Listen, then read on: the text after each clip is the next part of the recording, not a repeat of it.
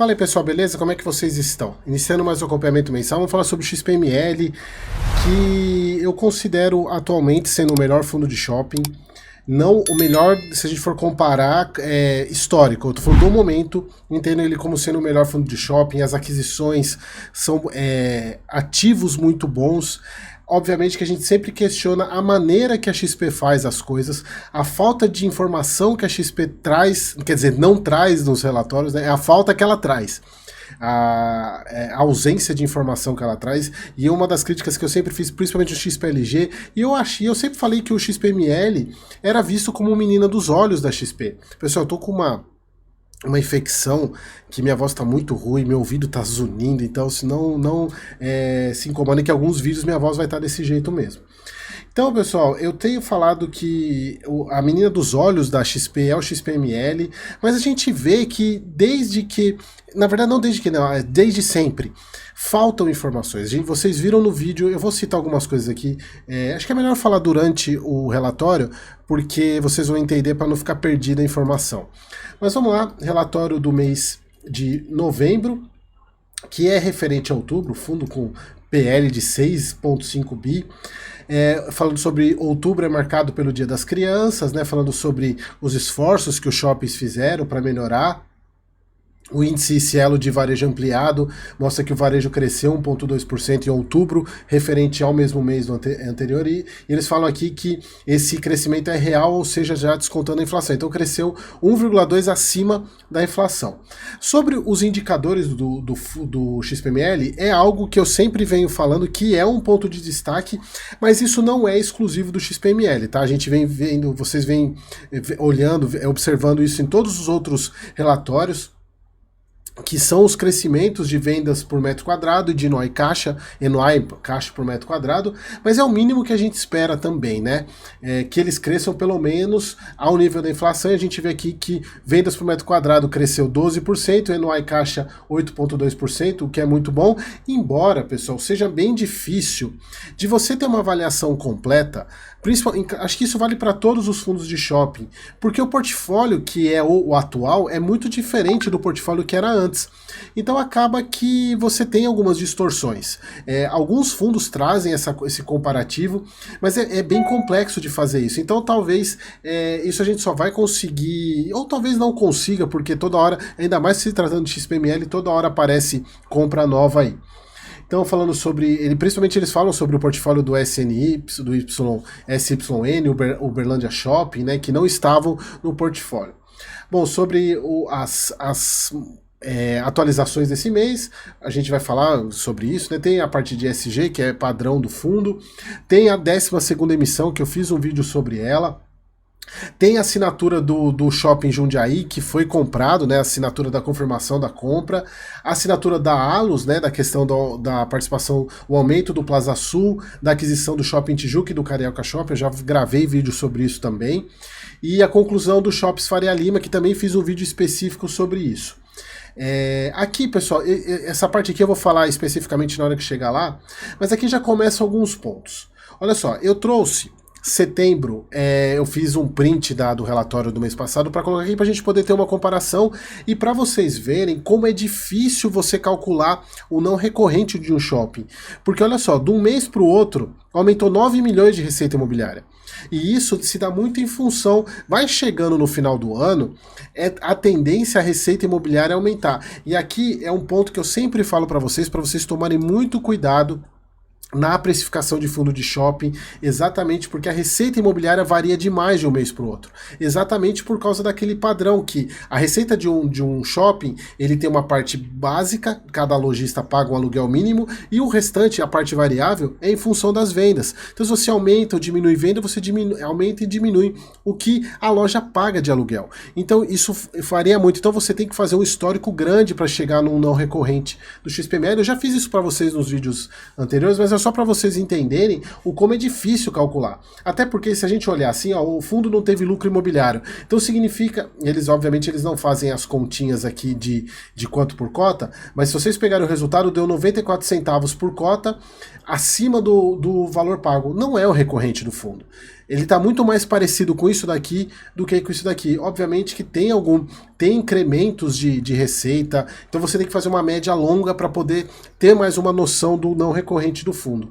Outra coisa que a gente vê de diferença aqui, a gente tem um aumento da receita de renda fixa. Por mais que o fundo tenha aquele caixa, que ele tá soltando esse caixa aos poucos, com o aumento da Selic, isso ajuda muito o retorno do fundo. Então você tem um aumento de renda fixa aqui, foram os grandes destaques, né? Você teve um aumento da parte imobiliária e um aumento de renda fixa que fez com que o fundo gerasse 2 milhões a mais aí do que ele distribui em 94 centavos. E aí eu te pergunto, Eric, beleza, então quer dizer que o fundo aumentou, o resultado foi acima do distribuído, então ele reservou. Como que ele reservou? E aí eu pergunto para vocês, olha só, o fundo aparece com 32 centavos por cota de reserva e o mês passado ele tinha 34. E aí eu pergunto, como que ele aumenta no mês, só que ao mesmo tempo ele diminuiu a reserva? Ele, em tese, ele aumentou 2 centavos, só que em tese ele diminuiu 2 centavos. Então é um pouco confuso, quer dizer, bem confuso isso. Eu fiquei olhando a questão do que ele tem de resultado e rendimento distribuído, comparei com nos relatórios passados, vem aumentando essa diferença, aumentou um pouco a diferença. Como é que diminui? Aqui, pessoal, a gente também tem que ter noção que não é tão simples assim, porque o que ele tem de resultado não distribuído não é do último semestre, é do total. Então ele pode distribuir um pouco mais de 95% num semestre e recuperar o que ele, por exemplo, esse mês, ele teve um lucro ele passou da distribuição. Por exemplo, ele teve um lucro esse mês. E aí ele pode pegar essa parte desse lucro, nesse semestre, por exemplo, e repor o que ele usou, o que ele pagou lá atrás. Então faz um combo geral aqui. Embora, se dá para questionar, porque a própria lei de fundos imobiliários fala que ele tem que pagar o 95% do lucro do semestre.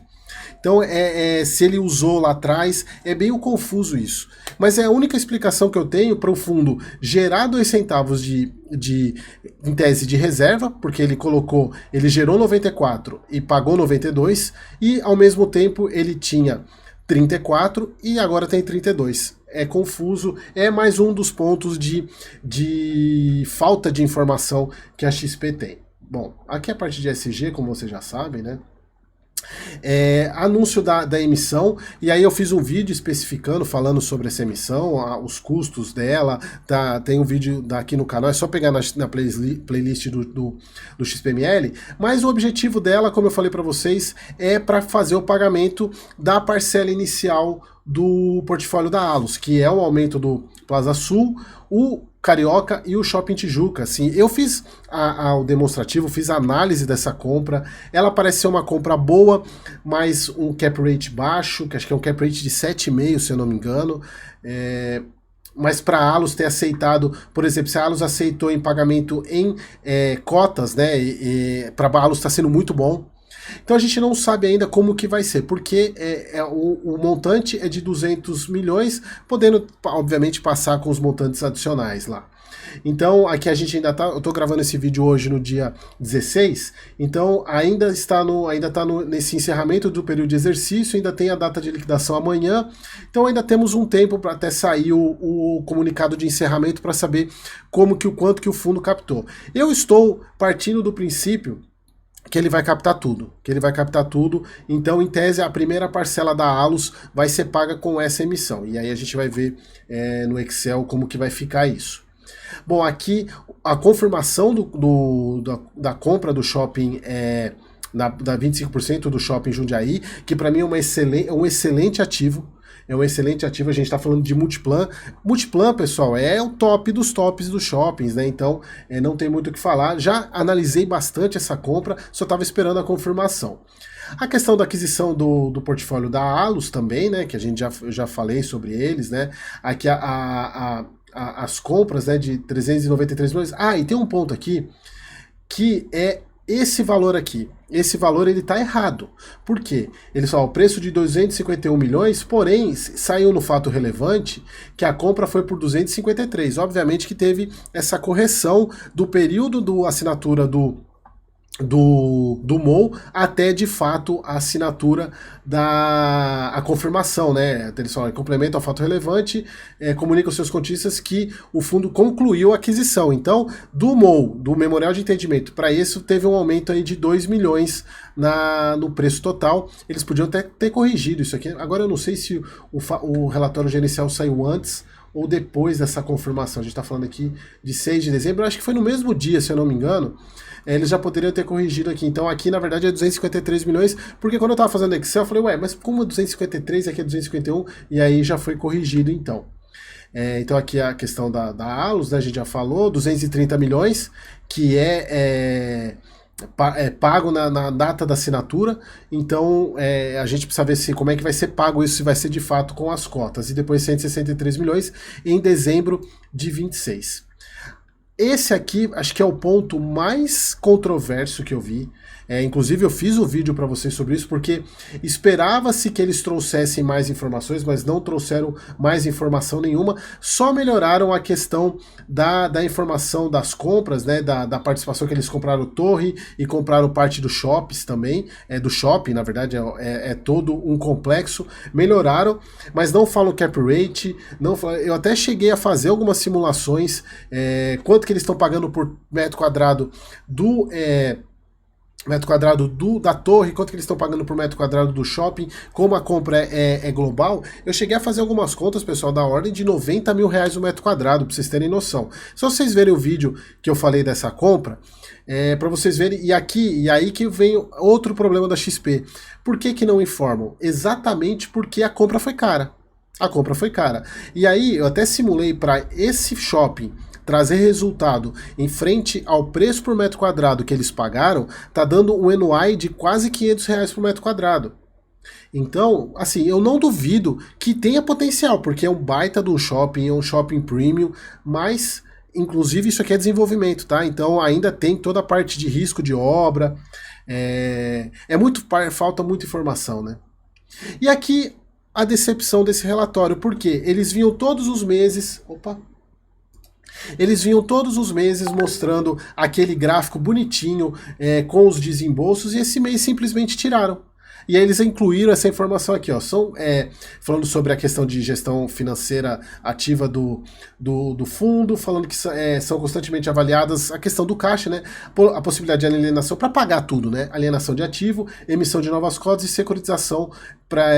Obviamente, pessoal, que o XPML com esse portfólio hoje, ele tem um potencial de securitização muito grande. Isso eu não tenho dúvida. Mas a questão é a seguinte, o fundo está muito alavancado hoje. E aí, já que a XP não fez, deixa eu até pegar aqui, quanto que eles cobram de taxa de administração, 0,75 eu vou cobrar uma parte deles. Porque, já que eles não fazem, o Eric fez.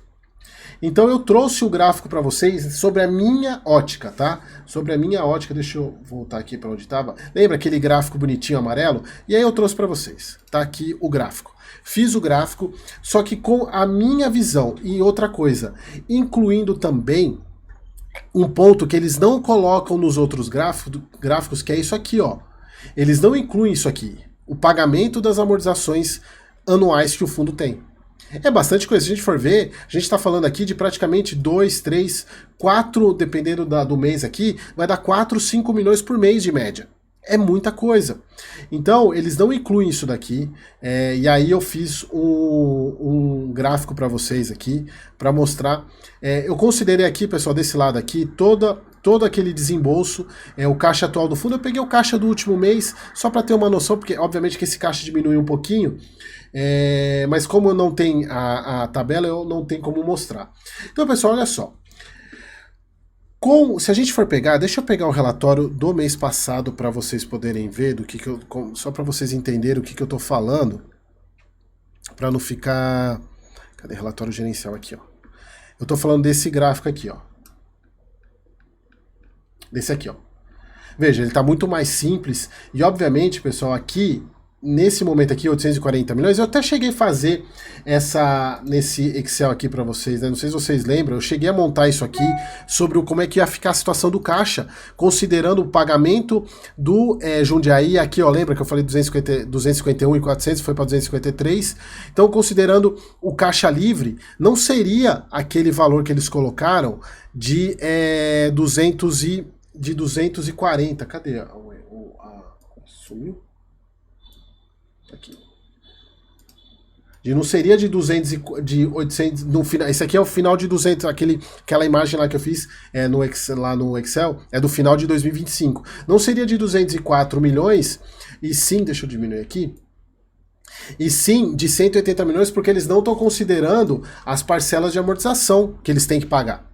E aí eu fiz toda essa parte aqui no vídeo passado, né, mostrando a questão da como que ficaria o caixa livre e chegando com os pagamentos, né, ele chegaria num caixa no final do ano que vem em negativo em 240 milhões. E aí veio a emissão.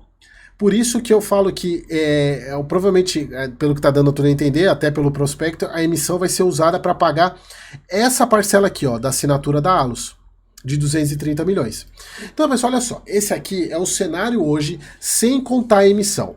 Então, temos a parcela de 5% do Plaza Sul, de 15 milhões, aí o caixa vai cair no mais 412, a segunda parcela do SNY, depois 53 milhões da parcela lá do Uberaba, depois 116 do JHSF, 127 do Jundiaí, e aqui ó, essas duas aqui são novas, né? Essa de 127 e essa de 230 são essas compras novas, é tanto do Jundiaí, a parcela inicial, quanto o portfólio da Allos, de 230 milhões. Mas a amortização do ano, que é o que mostra aqui no relatório, né? De 15 milhões, cadê? Aqui ó, de 15 milhões. Esse 15 milhões e 327 aqui. Tem hora que eu não tô tentando tirar o WhatsApp aqui, mas eu não sei de onde que ele tá vindo. Porque, deixa eu remover aqui, ver se porque não sei de onde tá vindo. Então eu incluí aqui, né, os 15 milhões. Então o caixa desse ano, encerra em 470 milhões. Obviamente, daqui a pouco eu vou tirar essa parcela aqui para vocês verem essa parcela de 230 milhões, que é em tese o dinheiro da emissão. Como a emissão ainda não terminou, eu estou considerando com ela como sendo um fracasso, tá? Que eu não acredito que vai ser. Então, continuando aqui, tem a quarta parcela do EBH de 17 milhões, tem 9 milhões positivo aqui, nem aparece os positivos aqui, é um 9 milhões positivo, tanto é que não tem o menuzinho aqui, que é da venda lá do Catarina. Depois, a terceira parcela do SYN, 630, mais a segunda parcela do Jundiaí, que é essa daqui, né, ó. Segunda parcela do Jundiaí, que é ainda em 2025. Aí ele vai para... Aí depois a segunda parcela da Allos, que é 230 milhões, é isso mesmo? Da Allos. É 173 milhões, acho que eu errei aqui, peraí. A segunda parcela da Allos... Ah, não, aqui tá errado, pessoal. Deixa eu refazer aqui. É 163 milhões. Menos 163, mas aqui já corrige na hora. Bom, beleza. 163 milhões, tá aqui. A amortização do ano de 2026, de 25... Peraí. Porque a parcela daqui, a gente tá falando de 2026, tá? Então ele encerra o ano de 2025 com um caixa negativo de 254 milhões. Para 2026, tem a terceira parcela do Jundiaí, que é essa daqui. Terceira parcela do Jundiaí, 63 milhões. Tem a segunda parcela da Allos, de 163 milhões, que é essa daqui. E tem a amortização dos CRIs de 29 milhões. Totalizando, chegando no final de 2026, com 510 milhões de caixa negativo. E aí que entra, vamos supor que de fato, essa parcela esteja zerada, que é a parcela da Allos vindo da emissão. Aí o fundo chega em um encerramento de 2025 com um caixa de 24 milhões negativo.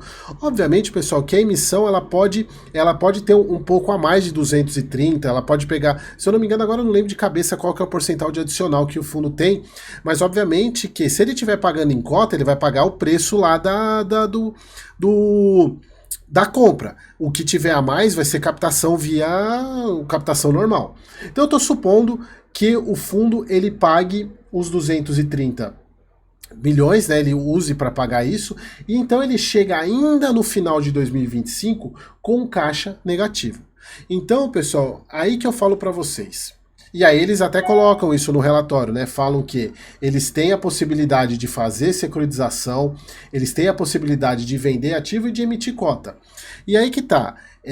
Percebem, pessoal, que por mais que seja um baita de um fundo, por mais que a gente esteja, em tese, me pareça que a alavancagem está controlada, mas os montantes são muito grandes e conta muito com vários fatores que não dependem do fundo. Dependem de uma melhor economia, da melhora da economia, que em tese a gente só vai, pelo que a gente está vendo aí, provavelmente só a partir do meio do ano que vem. E aí, se isso acontecer, pode ser que o fundo consiga fazer uma emissão para captar. Isso aqui não depende. Alienação de ativo também não depende do fundo. Ele depende que o comprador aceite pagar.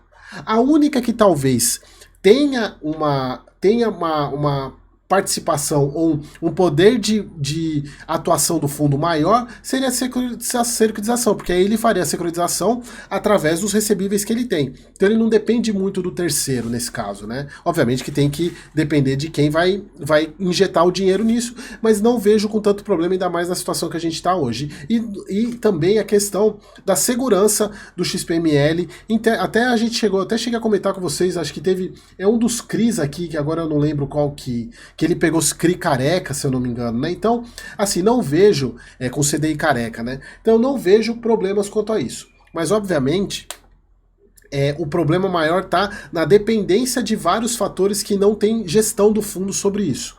E isso me preocupa um pouco. Mas vejo como, assim, pelo menos o ato que está compensando é a qualidade dos ativos que entraram para o portfólio, que tem um potencial gigantesco de trazer receita. Inclusive eu quero fazer um vídeo no Shopping Tijuca aqui, que aqui perto é o shopping que eu mais frequento, mostrar para vocês o potencial que tem esse shopping, é da Allos. Assim, tá todo dia lotado. Obviamente que se eu fizer agora no final de ano, vai ter uma contribuição, obviamente, do Natal. Eu vou ver se eu faço em janeiro, onde em tese já passou o Natal, para vocês verem como esse shopping é movimentado. Então, o fundo, ele está agregando no portfólio dele shoppings que têm um potencial muito grande de trazer resultado. Porém, pessoal, a alavancagem do fundo para daqui 2 anos é preocupante. A gente está falando de 500 milhões. Em tese, se a gente for ver, não dá nem 10% do PL. Essa é uma outra ótica que você tem que fazer também. Não dá nem 10% do PL que a gente viu lá, que é 6,5 bi.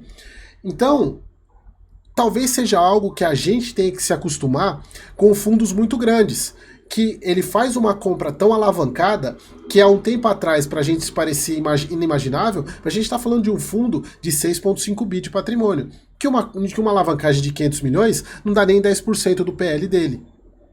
Então essa é uma outra ótica. Então isso talvez a gente que tem que se acostumar e entender que isso vai ser normal. Eu só questiono os momentos que são feitos, mas obviamente, pessoal, se não fosse nesse momento, no momento de pujança econômica, ele não ia conseguir comprar esses ativos, talvez. Bom, então aqui a questão dos KPIs, né, que eles colocam o top 10 da Allos, né, dos shoppings, né, aqui o NOI por metro quadrado. Eu cheguei a fazer essas contas para vocês aqui, chegando inclusive a esses valores aqui, né? É bem interessante que as contas estão batendo. Bom, pessoal, então era isso que eu queria trazer para vocês. O vídeo ficou um pouquinho longo, mas eu precisava trazer essa atualização. Isso aqui tudo eu já falei lá em cima, né? Precisava trazer essa atualização da alavancagem. Talvez seja uma ótica, uma maneira de enxergar que talvez a gente ainda não esteja preparado para entender uma alavancagem de 500 milhões para um fundo que, se um fundo fosse de 2 bi, tudo bem, mas é um fundo de quase 7 bi de PL. Então, não dá nem 10%, foi o que eu falei. Né, pessoal? Então é algo que a gente precisa se acostumar, mas obviamente, se tratando de XP, a gente fica sempre com um pezinho atrás, na verdade com os 2 pés. Beleza, pessoal? Então era isso, espero que vocês tenham gostado e até o próximo vídeo.